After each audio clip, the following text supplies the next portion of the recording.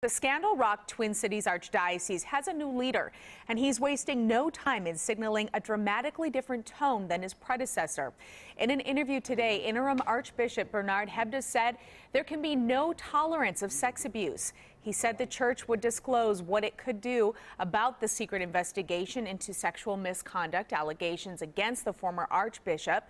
And in a page ripped from the Pope, Hebda said the church needs to welcome gays as well as divorcees. WCCO's Esme Murphy sat down with the Archbishop.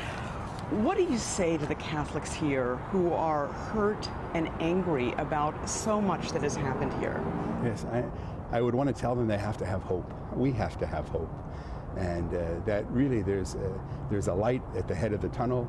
And if we can keep our eyes fixed on the things that are important to us, we'll be able to get there. And certainly we have to really be willing to recognize that many people have been hurt.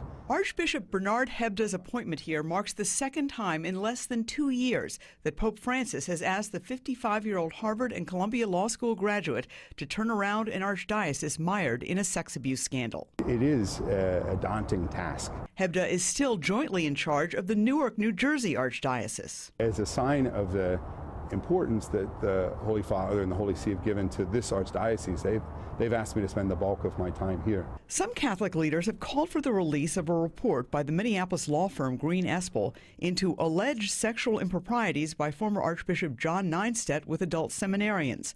Nienstedt resigned last month, 10 days after the archdiocese was indicted for failing to protect children from sexual abuse. Hebda said parts of the church's internal investigations will be made public. But are you saying that you believe that at least part of the Green Espel should be made public? I'm saying there's going to have to be an accounting of the whole investigation. We have to... a public accounting? There has to be an accounting of the investigation so that people are able to have that kind of trust. As for the archdiocese bankruptcy, Hebda says local parishes and even schools may be impacted. I'm sure there's going to be some downsizing. Hebda became a priest after working briefly as a corporate attorney.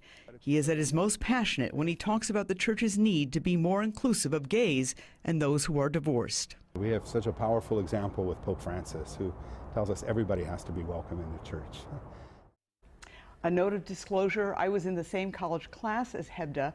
Those who have known him for decades universally describe him as brilliant, very funny, and humble. An example of that humility, in his college reunion notes one year, he wrote of being reassigned by the church to Michigan, but made no mention of the fact that the Pope had just made him a bishop.